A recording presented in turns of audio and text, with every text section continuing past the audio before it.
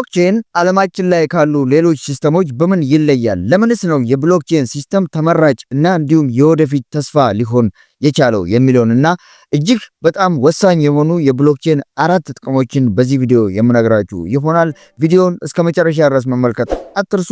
ሰብስክራይብ ማድረግ ደግሞ አትርሱ።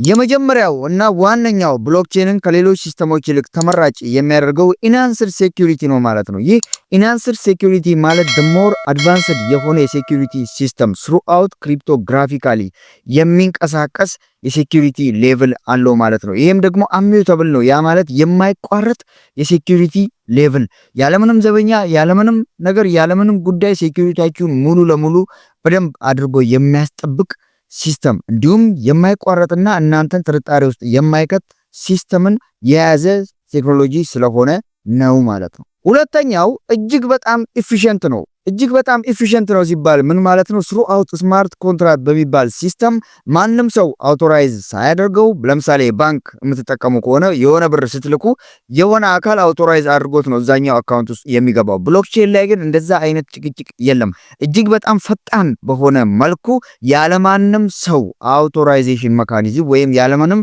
ማኑዋል ኮንዲሽን በስማርት ኮንትራክት አማካኝነት ማንኛውንም ትራንዛክሽን እጅግ በጣም ፋስት በሆነ ሜትድ ማስተላለፍ ትችላላችሁ ማለት ነው። ይህ እንግዲህ የሰዎችን መጉላላት፣ የሰዎችን ንክኪ እንዲሁም የማኑዋል መብራት ጠፋ አልጠፋ የሚሉትን ኔትወርክ ጠፋ አልጠፋ የሚሉትን ኮንዲሽኖች እንዳለ ሙሉ ለሙሉ የሚቀርፍ ሲስተም ስለሆነ the most efficient የሆነ የቴክኖሎጂ ታይፕ ነው ማለት ነው። በዚህ ምክንያት ብሎክቼን እንግዲህ ዓለም ላይ ካሉ ትራንዛክሽን ሜካኒዝሞች ወይም ደግሞ ዓለም ላይ ካሉ ተመሳሳይ ቴክኖሎጂዎች እጅግ በጣም ምርጡ ኢፌክቲቭ ሳይሆን ኢፊሺየንት ያደርገዋል ማለት ነው። ሌላኛው ብሎክቼንን እጅግ በጣም ወሳኝና አስፈላጊ የሚያደርገው ነገር ትራንስፓረንሲ ነው ማለት ነው። ትራንስፓረንሲ ወይም ግልጽነት ነው ማለት ነው። ብሎክቼን ላይ የሚደረጉ ማንኛውም አይነት የዳታ ትራንስፈር ወይም የኢንፎርሜሽን ትራንስፈር ትራንስፓረንት ነው።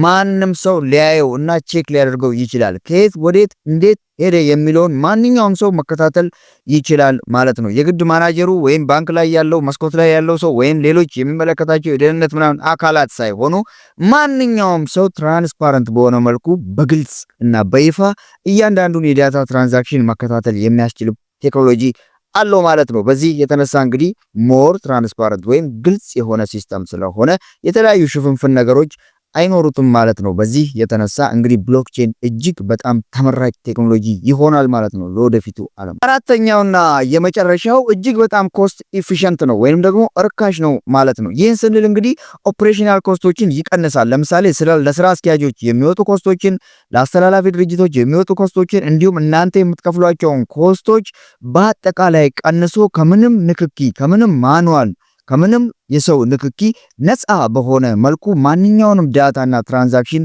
ትራንስፈር ማድረግ ይችላል ማለት ነው። ይህ እንግዲህ በጣም ርካሹ ሜካኒዝም ያደርገዋል ማለት ነው። ማንኛውም ሰው በፈለገበት ሰዓት በፈለገበት ቦታና ከፈለገበት አቅጣጫ ላይ ብሎክቼንን በመጠቀም ማንኛውንም ዳታ ማስተላለፍ ወይም ትራንዛክሽን ማካሄድ ይችላል ማለት ነው። እጅግ በጣም በቅናሽ ዋጋ። ይህ እንግዲህ የብዙ ባንኮች እንዲሁም የብዙ ትራንስፈር የሚያደርጉ ድርጅቶች ትልቁ ድክመት ነው ማለት ነው። ማንም ሰው እንደፈለገ በፈለገው ሜካኒዝም ማስተላለፍ አይችልም። በብሎክቼን ሲስተም ላይ ግን throughout ስማርት ኮንትራክት ያለምንም ማኑዋል ንክኪ የፈለጋችሁትን ያክል ነገር ወደ ፈለጋችሁት ነገር ማስተላለፍ ትችላላችሁ ማለት ነው። ይህ ደግሞ እጅግ በጣም ርካሽ ወይንም ደግሞ ኮስት ኢፊሺየንት ያደርገዋል ማለት ነው። ስለዚህ በእነዚህ 4 ነገሮች ብሎክቼን የወደፊቱ እጅግ በጣም ተመራጭ ቴክኖሎጂ ይሆናል ማለት ነው። ይህ ቪዲዮ እንደጠቀማችሁ አንጠራጠርም። ሰብስክራይብ ማድረግ አትርሱ። ይመቻችሁ።